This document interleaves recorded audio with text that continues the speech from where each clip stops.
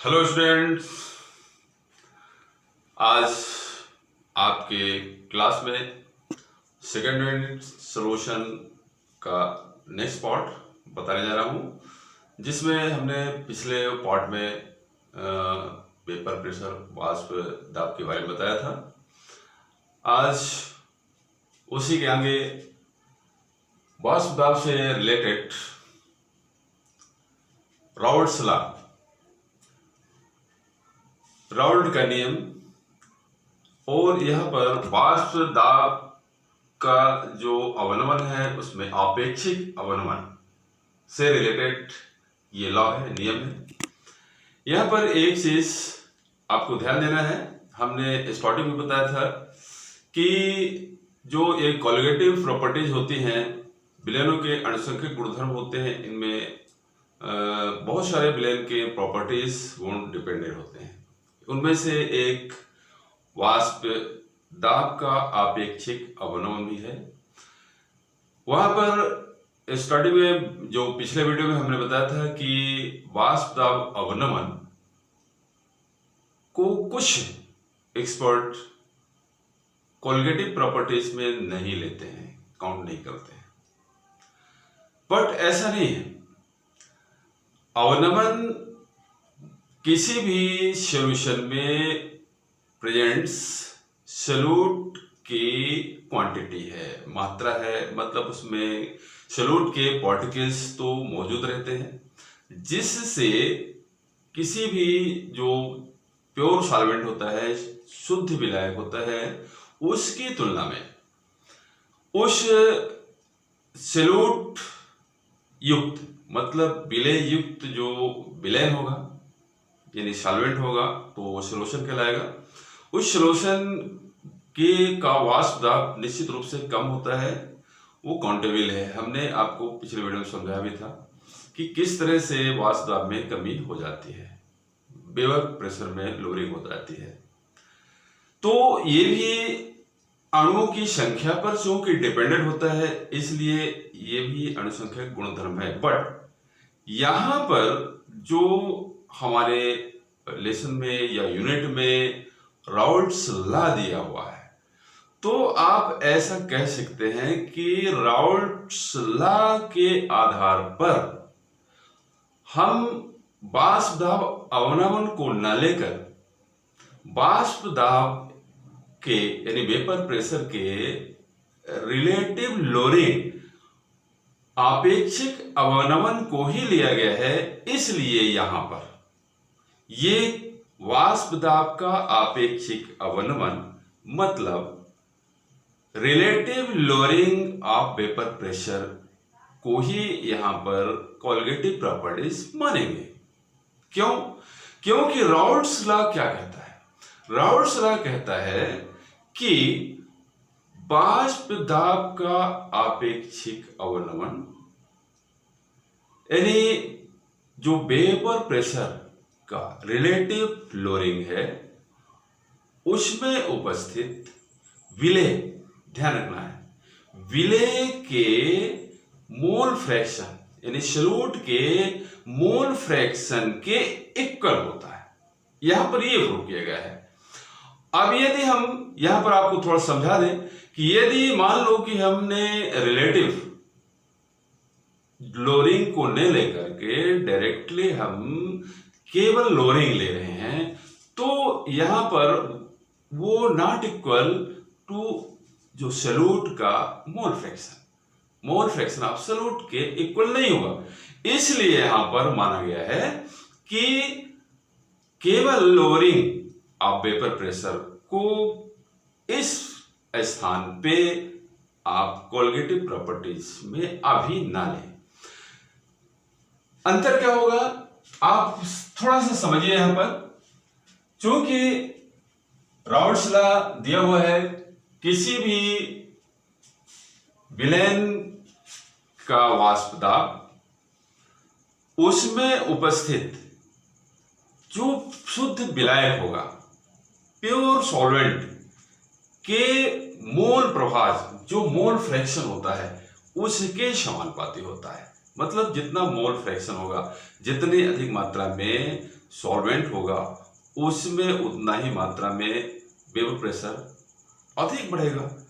यदि मोल फ्रैक्शन मतलब सॉल्वेंट की क्वांटिटी कम है, मात्रा कम है, तो निश्चित है कि वेपर प्रेशर लो होता चला जाएगा। उस आधार पर एक यहाँ पर डिफिनेशन भी दिया हुआ है। इसमें the vapour pressure of any solution containing a non volatile solute, यहाँ पर ध्यान रखना है, a volatile solvent in proportional to the mole fraction of the solvent in the solution. सीधी सी बात है। अब यहां पर ये तो सॉल्वेंट्स हो गया, मतलब जो रिलेटिव लोअरिंग है वो किस तरह से रिलेटेड है सॉल्यूट यानी विलेय के मोल फ्रैक्शन से। यहां पर थोड़ा सा आप समझ लें। जैसे मान लीजिए हम एक स्टैंडर्ड लेते हैं केवल लोअरिंग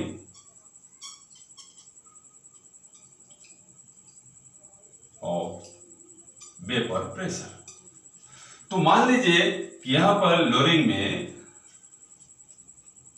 यदि स्टैंडर्ड हम ले कि क्वांटिटी ऑफ 10 यानी इकाई यूनिट, इकाई 1 लेते हैं, इसको हम 10 मान लेते हैं, किसका?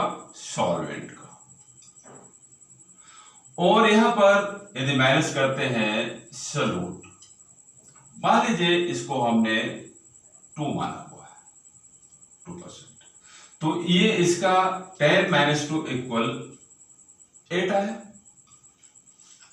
ये हो गया, बिल्कुल इजी तरीके से आपको समझना है। ये लोअरिंग ऑफ वेपर प्रेशर है। अब इसी को यदि हम relative lowering of vapour pressure के आधार पर इसको फॉलो करें, तो मान लीजिए सॉल्वेंट का हमने यूनिट लिया है, स्टैंडर्ड यूनिट 10 लिया है, 10 में वही चीज 2/10 इक्वल कितना हो जाएगा? 0.8 आ जाएगा। कितना अंतर? ये अंतर। और यहां पर यदि जो सॉल्यूट है उसके मोल फ्रैक्शन के देखें, तो मान लीजिए कि किसी भी सॉल्यूशन में जो सॉल्वेंट है उसके N2 मोल है, सॉल्यूट के N1 मोल है, तो यहां पर क्या हो जाएगा? सॉल्यूट का मोल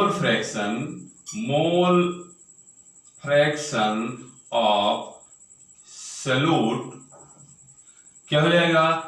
N1/N1 + N2। सीधी सी बात, N1/N1 + N2। अब यहां पर भी यदि इसको काउंट करके इसके आधार पर आप निकालेंगे, तो यहां भी इसी से रिलेटेड, तो इसका आप करेंगे 8/10 = 0.8 आएगा, ना कि 8 आएगा। इसलिए ये relative lowering vapour pressure related है सॉल्यूट विलेय के मोल फ्रैक्शन से। अतः यहां पर राउट्स का नियम केवल लोअरिंग वेपर प्रेशर पर डिपेंडेंट न होकर relative lowering of vapour pressure पर डिपेंडेंट है, बेस्ड है, आधारित है। इसीलिए यहां पर कहा गया है कि केवल वाष्प दाब का आपेक्षिक अपनमन अर्थात लोअरिंग यानी relative lowering of vapour pressure ही अणुसंख्यक गुणधर्म है। अब आगे यहां पर राउट लॉ के डिफिनेशन के आधार पर हम जो फार्मूला इसका मैथमेटिकल प्रूफ कैसे करेंगे, इसको थोड़ा सा आप समझ लो कि किस तरह से रिलेटेड है। अभी हमने बताया कि जो lowering relative lowering of vapour pressure और related to solutes mole fraction, मतलब विलेय के मोल प्रभाव से कैसे रिलेटेड है। अभी आपने जो डिफिनेशन देखा उसमें सीधे सीधे साफ लिखा हुआ है कि किसी विलेय का जो वाष्प दाब होता है उसमें आपेक्षिक अवनमन या विलयन का वाष्प दाब उस पर उपस्थित जो सॉल्वेंट होता है विलायक के मोल प्रभाज मोल फ्रैक्शन के समानुपाती होता है, प्रोपोर्शनल होता है। तो यहाँ पर उस आधार पर मान लें कि किसी विलयन का वाष्प दाब, किसी सॉल्यूशन का यानी vapour pressure of A solution इस कितना है, मान लीजिए PS है। अब यहां पर उस सॉल्यूशन में ये जो वेपर प्रेशर होगा वो किसके कारण होगा, केवल सॉल्वेंट के मोल फ्रैक्शन के कारण। तो यहां पर यदि if there mole fraction of solvent is x1 माने। अब यहां पर x1 यदि सॉल्यूट के N1 मोल है और सॉल्वेंट के N2 मोल है इन द सॉल्यूशन, यदि सॉल्यूशन में N1 प्लस N2 मोल, N2 के N1 किसके हैं, सॉल्यूट के, और N2 है सॉल्वेंट के, यहां ध्यान रखना है। तो x1 इक्वल कितना हो जाएगा, x1 इक्वल N2 अपान N1 प्लस N2, सीधी सी बात।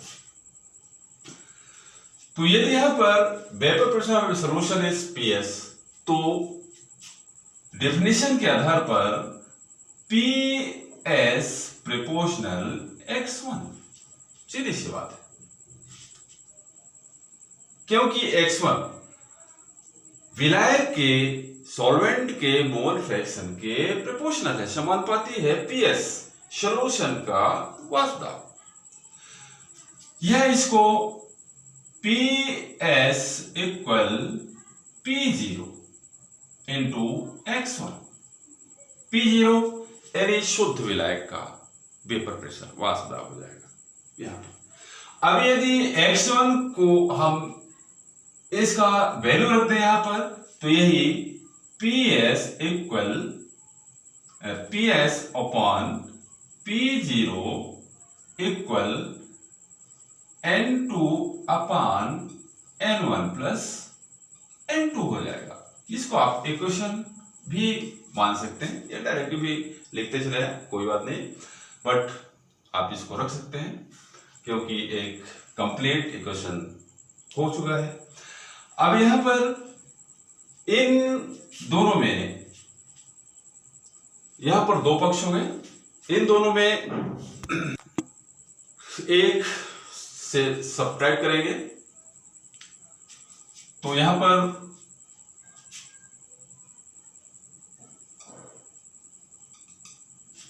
वन माइनस PS अपान P0 इक्वल 1 माइनस N2 अपान N1 प्लस N2।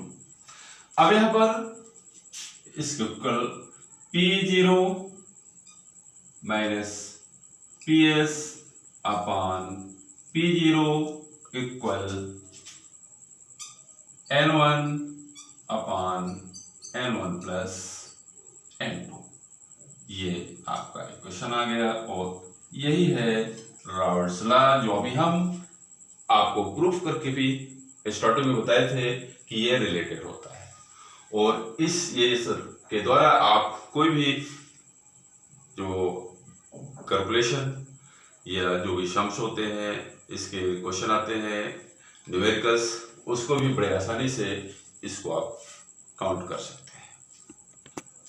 अब यहां पर थोड़ा सा आगे आपको देखना है, ये वाष्प दाब अवनमन की सहायता से या वाष्प दाब के आपेक्षिक अवनमन की सहायता से विलेय का आणविक द्रव्यमान यानी मॉलिक्यूलर मास कैसे ज्ञात करेंगे, ये बाय राउल्ट्स लॉ, मतलब राउल्ट का नियम जो यहाँ पर दिया हुआ है, इसी के आधार पर हम किसी भी सॉल्यूशन में उपस्थित जो सॉल्यूट होता है उस विलेय का मॉलिक्यूलर मास बड़े आसानी से कैलकुलेट कर सकते हैं। कैसे, इसको आप देख लें, बड़ी सरल सी चीज है।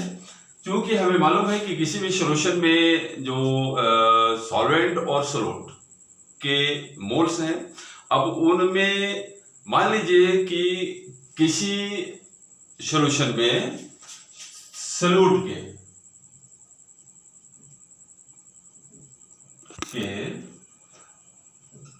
W1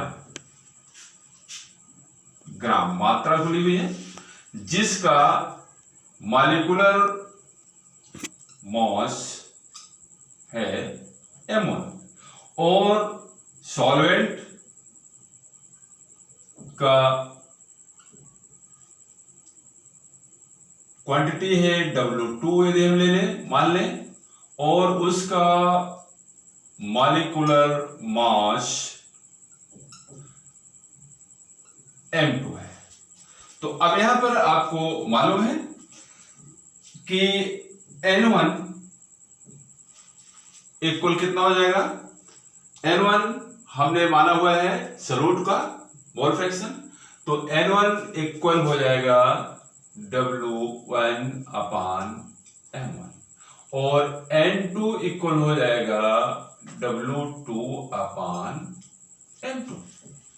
तो यहां पर इस फार्मूले में जो राउल्ट्स के लॉ से निकाला हुआ है, इस पर इन मानों को हम रिप्लेस कर देते हैं। तो कैसे, यहां पर हो जाएगा P0 माइनस PS अपान P0 इक्वल W1 अपान M1 अपान W1 अपान M1 प्लस W2 अपान M2। यहां पर हमने उसका वैल्यू रख दिया। अब यदि यहां पर सॉल्यूशन बहुत ही डाइल्यूट है, तो उस समय स्थिति में हम यहां पर सॉल्यूट के मान को उपेक्षित कर सकते हैं, मतलब बहुत ही लेस है। तब की स्थिति में if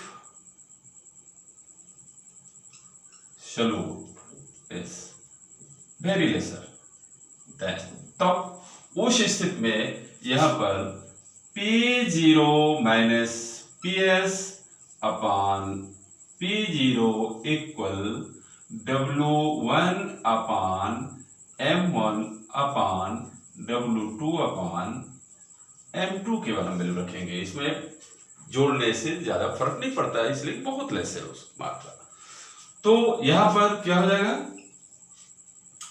P0 minus PS upon P0 equal W1 into M2 upon W2 into M1। अब इस फार्मूले के आधार पर आपको यदि ये सब चीजें मालूम है तो M1 की गणना आप आसानी से कर सकते हैं। इस तरह से आप यदि चाहें तो कोई भी न्यूमेरिकल भी इसे आसानी से कैलकुलेट कर सकते हैं। और इस वीडियो में राउल्ट्स का नियम हमने रोज जो हो कंफर्म किया हुआ है। नेक्स्ट जो चीजें हैं, अब हम जो क्वथनांक का उन्नयन है, हिमांक का अवनमन है, यानी लोअरिंग फ्रीजिंग वगैरह अगली वीडियो में देंगे।